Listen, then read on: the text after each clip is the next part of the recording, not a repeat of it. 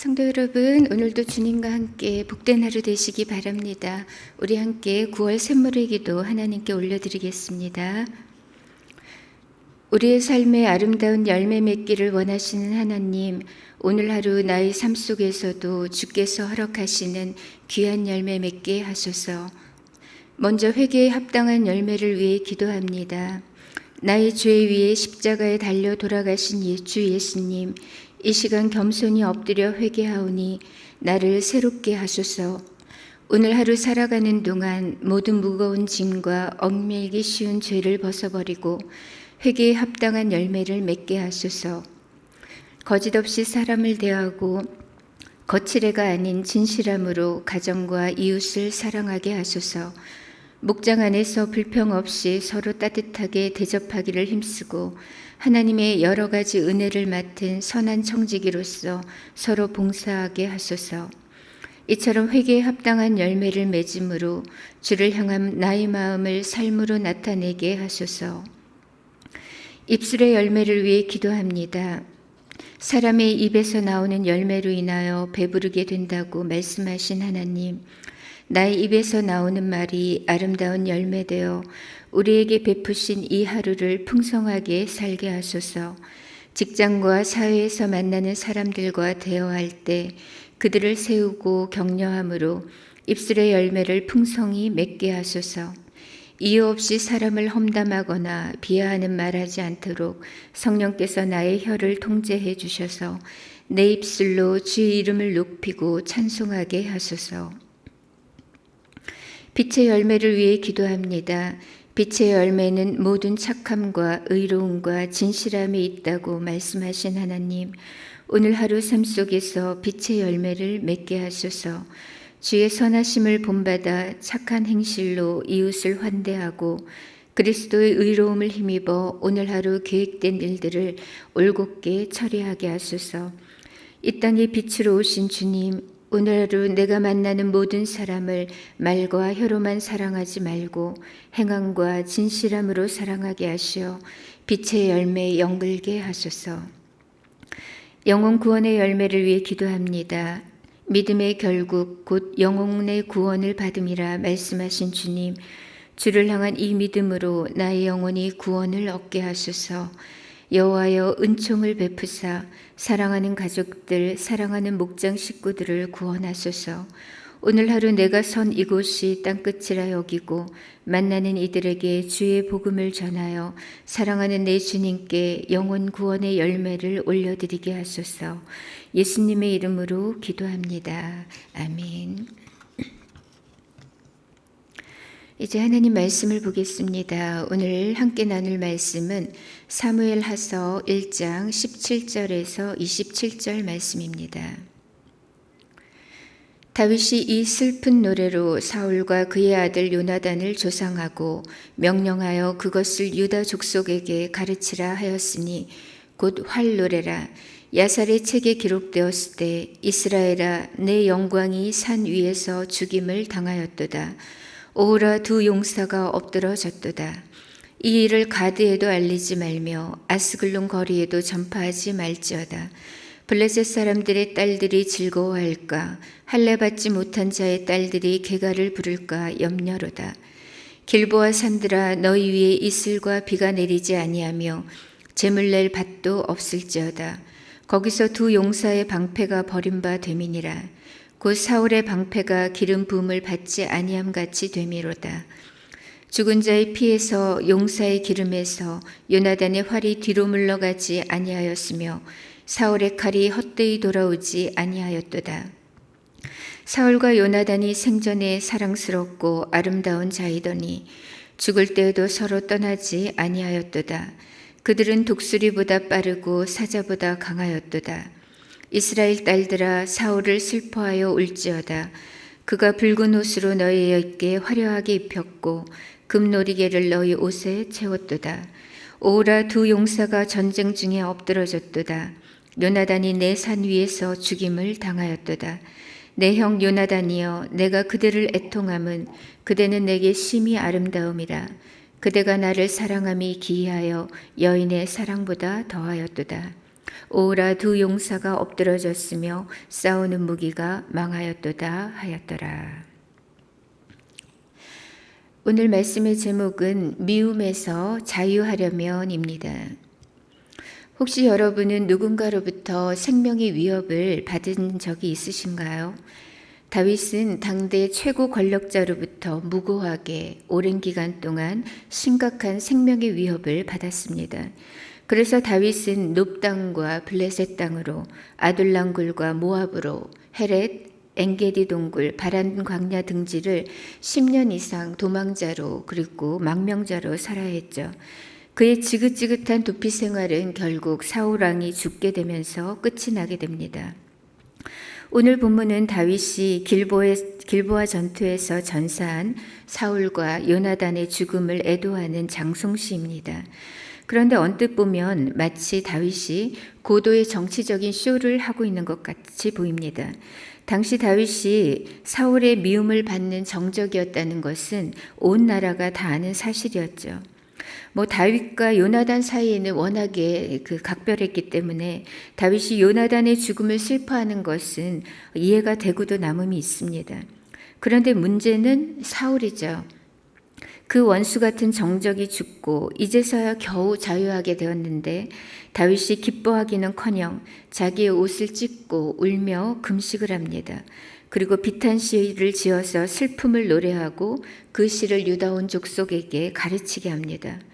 이것은 마치 다윗이 의도적으로 사람들 앞에 슬퍼하는 척 연기하는 것처럼 보이고 애가를 가르침으로써 나는 오늘 이 사울 왕의 죽음과는 무관하다라는 사실을 천명하려고 하는 것처럼 보입니다. 그런데 그게 아니죠. 다윗은 요나단의 죽음만 애도했던 것이 아니라 진심으로 사울 왕의 죽음 또한 슬퍼했습니다. 오늘 본문을 자세히 살펴보면 이 다윗의 슬픔이 거짓이 아니라는 것을 알게 됩니다.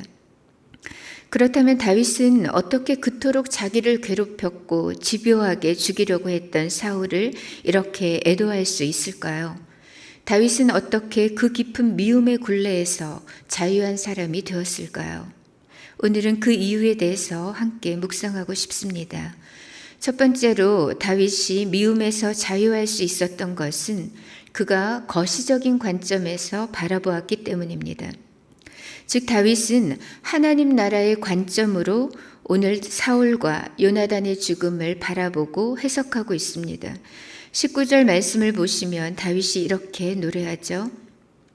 이스라엘아 내 영광이 산 위에서 죽임을 당하였도다. 오호라 두 용사가 엎드러졌도다. 다윗은 지금 사울왕과 요나단을 이스라엘의 영광이요 두 용사라고 표현하고 있습니다. 사적인 감정을 넘어서 사울의 죽음을 진심으로 애도하고 있죠. 이것은 그가 자신의 개인적인 감정이 아니라 국가와 민족이라는 거시적인 관점에서 바라보았기 때문입니다. 그래서 다윗은 이들의 죽음을 가드에도 알리지 말고 아스글론에도 알리지 말라고 합니다. 왜냐하면 적국인 블레셋의 딸들이 이것을 듣고 즐거워하며 그들로 개가를 부르게 하고 싶지 않다는 거예요. 다윗도 사람인데 어떻게 지난날에 악감정이 전혀 없을 수가 있겠어요. 그럼에도 불구하고 다윗은 사울의 죽음을 즐거워하고 시원해한 것이 아니라 진심으로 비통해했고 슬퍼했습니다. 이것이 어떻게 가능했는가 하면 사울의 죽음을 사적 감정 차원에 넘어서 이스라엘 국가 전체의 일로 인식하고 또 하나님 나라의 관점에서 해석했기 때문입니다. 우리가 어떤 사람과의 관계에서 분노나 미움에 사로잡히지 않으려면 가장 먼저 그 문제나 대상을 거시적인 관점에서 바라보는 것이 중요합니다. 지엽적인 감정이 치우치다 보면 어느새 미움에 깊이 매몰되기 쉽고 바른 판단을 내리기가 어려워집니다.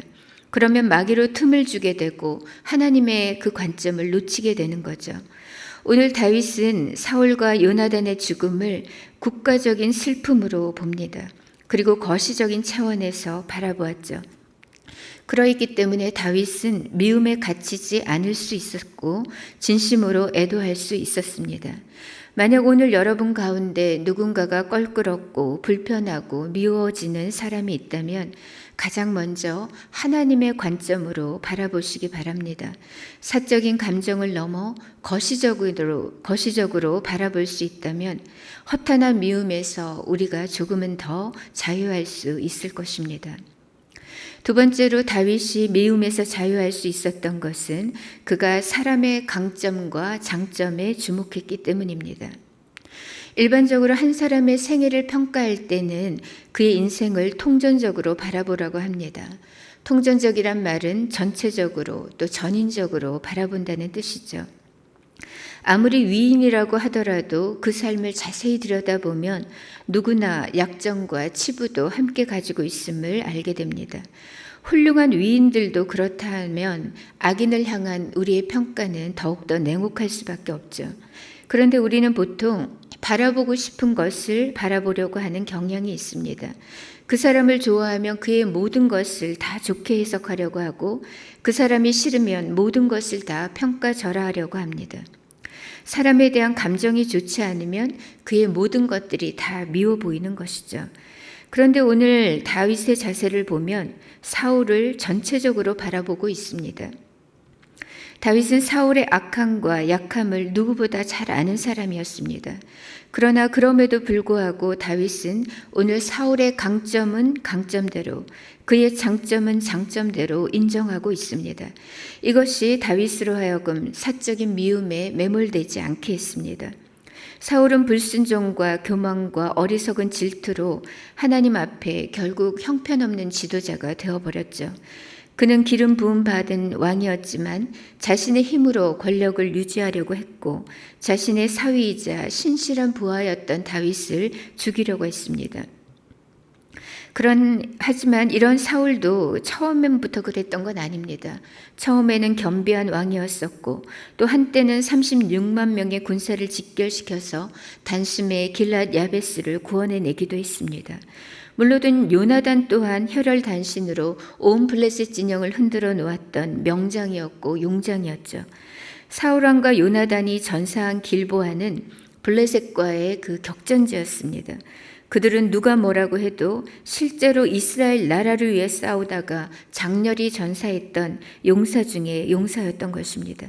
그래서 다윗은 23절에서 사울과 요나단은 독수리보다 빠르고 사자보다 강했다고 노래합니다. 이 용사의 죽음을 하늘의 왕인 독수리와 땅의 왕인 사자에 빗대어서 칭송하고 있는 것이죠. 그리고 24절에서도 이스라엘 딸들아 사울을 슬퍼하여 울지어다. 그가 붉은 옷으로 너에게 화려하게 입혔고 금 놀이개를 너희 옷에 채웠도다 라고 하죠. 그러면서 사울을 위해 슬퍼하며 울라고 합니다. 그 이유가 뭐냐 하면 사울이 이스라엘에게 화려한 붉은 옷을 입혀주었고 백성들에게 금 놀이개를 채워주었기 때문이라는 거예요. 보통 붉은 옷은 왕의 옷을 말합니다. 그런데 그 화려한 붉은 옷을 이스라엘에게 입혀주었고 금놀이개를 그들에게 채워주었다는 것은 사울이 전쟁에서 승리해서 풍성한 전리품을 백성들에게 안겨주었다는 의미입니다. 지금 다윗은 개인적인 감정을 넘어 사울의 업적은 업적대로 인정하면서 칭송하고 있는 것입니다. 우리가 사사로운 미움에서 자유하게 되려면 다윗과 같이 통전적으로 바라볼 필요가 있습니다. 누군가를 바라볼 때 그의 약점과 단점뿐만 아니라 장점은 장점대로 또 강점은 강점대로 인정할 수 있다면 우리는 미움으로 쓸데없는 에너지를 낭비하지 않아도 될 것입니다. 그리고 사람에 대한 한층 더 깊은 이해도를 가지게 될 것입니다. 마지막으로 우리가 미움에서 자유하려면 하나님의 성품을 닮아야 합니다. 하나님은 다윗에 대해서 평가하시기를 그는 내 마음에 합한 자라고 하셨죠. 이것은 평소에 다윗이 하나님이 어떤 분이신가를 잘 알았다는 것이고 하나님의 선하심을 닮았다는 뜻입니다. 우리 하나님은 의로우신 하나님이신 동시에 사랑의 하나님이십니다. 이러한 사실은 에스겔서에도 명확하게 드러나고 있습니다. 하나님께서 에스겔서 18장 23절에 이렇게 말씀하시죠. 내가 어찌 악인의 죽는 것을 조금인들 기뻐하랴. 그가 돌이켜 그 길에서 떠나서 사는 것을 어찌 기뻐하지 아니하겠느냐고 하셨습니다. 이것이 하나님의 본 마음입니다. 하나님은 악인이라도 그의 죄로 인해 죽는 것을 기뻐하지 않으세요. 뿐만 아니라 잠언 24장 17절에서는 내 원수가 넘어질 때 즐거워하지 말며 그가 엎드러질 때 마음에 기뻐하지 말라. 여호와께서 이것을 보시고 기뻐하지 아니하사 그의 진노를 그에게서 옮기실까 두려우니라고 했습니다. 하나님께서 원수가 잘못되는 것도 기뻐하지 못하게 하셨거든 하물며 믿음의 형제가 잘못되는 것을 기뻐하는 것은 얼마나 큰 죄가 될까요? 심지어 출애굽기 23장에서도 뭐라고 하셨냐면 너희가 너희의 소나 나귀가 길을 잃고 헤매는 것을 보거든 너희는 반드시 그것을 임자에게 주어야 한다고 하셨고 또 너희가 너희를 미워하는 사람의 나귀가 짐에 눌려 쓰러진 것을 보게 된다면 그것을 그대로 내버려 두지 말고 반드시 그 임자가 그 나귀를 일으켜 세우도록 도와주어야 한다고 하셨습니다. 우리 하나님이 이런 분이십니다. 악인이라고 할지라도 돌이켜 살기를 바라시고 악인의 소유라 할지라도 원수의 소유라 할지라도 그에게 선을 베풀라고 하십니다. 원수가 배고파하면 먹이고 또 원수가 목말라 하면 마시게 하라고 하셨습니다. 그리고 내 원수를 사랑하라고 하십니다. 왜냐하면 우리 하나님의 성품이 그렇게 따뜻하고 선하신 분이시기 때문입니다. 다윗은 바로 이 하나님의 성품을 닮은 사람이었습니다. 이제 말씀을 맺겠습니다. 누구나 살다 보면 이유 없이 미움을 당할 수도 있고 또 미워하는 사람이 생길 수도 있습니다. 그러나 어쨌든 미움과 증오에 사로잡히게 된다면 우리는 영적으로도 심각한 타격을 입게 됩니다. 왜냐하면 미움은 성령을 거스리는 마음이기 때문입니다. 어떻게 보면 사울은 다윗에겐 철천지 원수와도 같은 사람이었습니다. 그러나 그럼에도 불구하고 다윗은 사울을 미워하지 않았고 그 누구보다 그의 죽음을 가슴 아프게 애도했습니다. 다윗이 이렇게 미움에서 자유할 수 있었던 것은 첫 번째로 그가 하나님의 관점에서 거시적인 안목으로 바라보았기 때문입니다. 두 번째는 원수라도 그의 강점과 장점에 주목했기 때문입니다. 세 번째는 다윗이 하나님의 선한 성품을 알았고 닮았기 때문입니다. 사랑하는 성도 여러분, 여러분 안에 미움이 파도처럼 밀려온다 할지라도 그 속에 매몰되지는 마시기 바랍니다. 하나님의 관점으로 좀 더 크게 바라보시면 좋겠고 가급적이면 상대의 강점과 장점도 있는 그대로 인정할 수 있기를 바랍니다. 그리고 무엇보다 하나님의 선한 성품을 닮아서 원수까지도 긍휼히 여기며 미움에서 자유할 수 있는 저와 여러분 되시기를 바랍니다. 이 시간 함께 기도하실 때 이렇게 기도하겠습니다. 하나님, 제가 미움의 감정, 부정적인 감정에 매몰되지 않게 하옵소서. 하나님의 관점으로 크게 바라볼 수 있는 눈을 주시고 사람의 강점과 장점을 발견하는 안목을 주옵소서. 무엇보다 하나님의 선한 마음을 담게 하옵소서. 이렇게 기도하고요. 개인의 기도 제목으로 계속해서 나아가도록 하겠습니다. 함께 기도하겠습니다.